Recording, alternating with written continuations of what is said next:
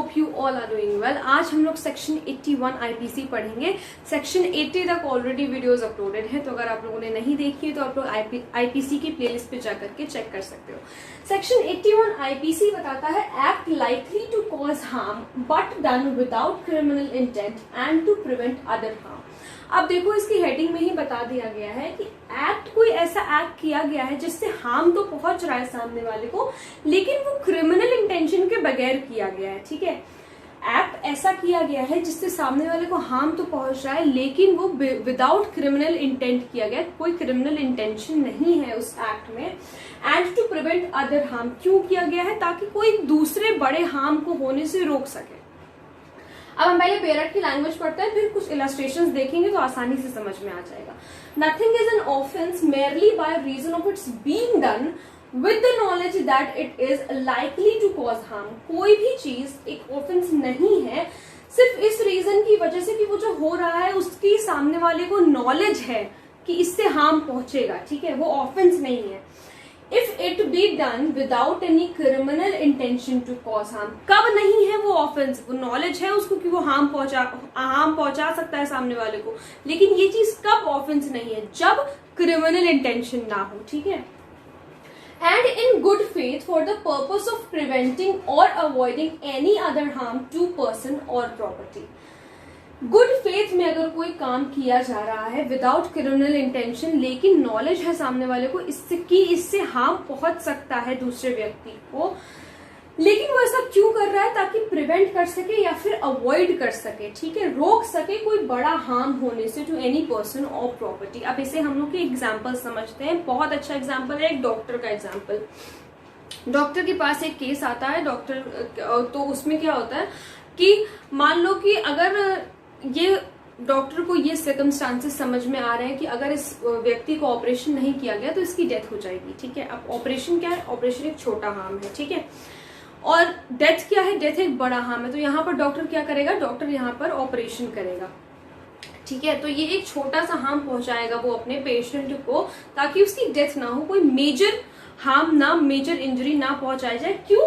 Preventing और avoiding any other harm. ठीक है, आप लोगों ने देखा होगा फिल्मों में या ऐसे नॉर्मली भी कंसेंट लेटर साइन करवाया जाता है हमेशा, जो फैमिली वाले होते हैं जिसको ऑपरेशन हो रहा होता है। अगर कोई मेजर ऑपरेशन है या मुझे लगता है ऐसे माइनर ऑपरेशन में भी कंसेंट लेटर साइन करवाया जाता है हमेशा। क्यों कंसेंट लेटर साइन करवाया जाता है? कि एक केस बनता है इसमें कि अगर ऑपरेशन करते वक्त या जैसे श्योर नहीं होता कुछ भी, ऐसे हम श्योरली नहीं कह सकते कि भाई ऑपरेशन करने के बाद जो पेशेंट है वो सही हो जाएगा। हो सकता है कि ऑपरेशन करने के बाद उसकी डेथ हो जाए, या फिर ऑपरेशन करते समय ही जिस वक्त ऑपरेशन हो रहा है उस वक्त उसकी डेथ हो जाए।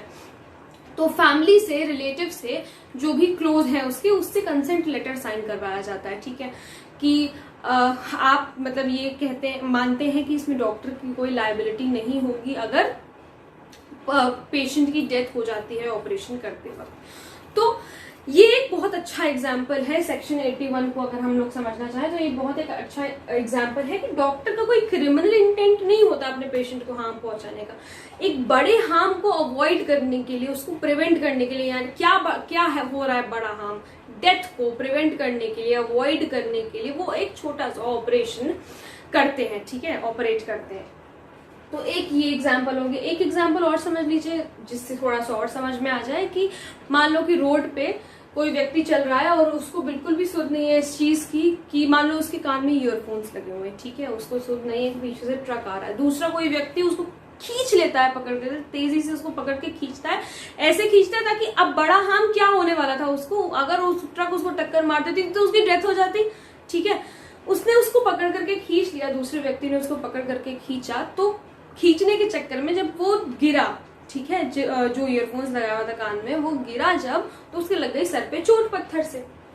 अब क्या है यहाँ पर, जिस व्यक्ति ने खींचा था, क्या उसका कोई क्रिमिनल इंटेंट था? नहीं, उसका कोई क्रिमिनल इंटेंशन तो नहीं था कि मैं उसको गिरा दूं और उसके सर पे चोट लग जाए और उसकी डेथ हो जाए। नहीं, वो सिर्फ बचाना चाहता था उसको, एक एक्सीडेंट से कि उसकी डेथ ना हो जाए, वो एक मेजर हार्म से अवॉइड करना चाहता था, उसको प्रिवेंट करना चाहता था, एक मेजर हार्म प्रिवेंट करना चाहता था, इस वजह से उसने उसको पकड़ के खींचा, उसकी जान बचाई।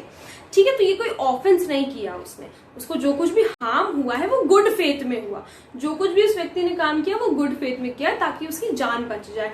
बहुत इंपॉर्टेंट चीज है ये कि गुड फेथ में किया गया कोई भी काम ऑफेंस नहीं होता है। ठीक है, सो ये बहुत ही सिंपल सा सेक्शन था। आई होप आप लोगों को समझ में आ गया होगा।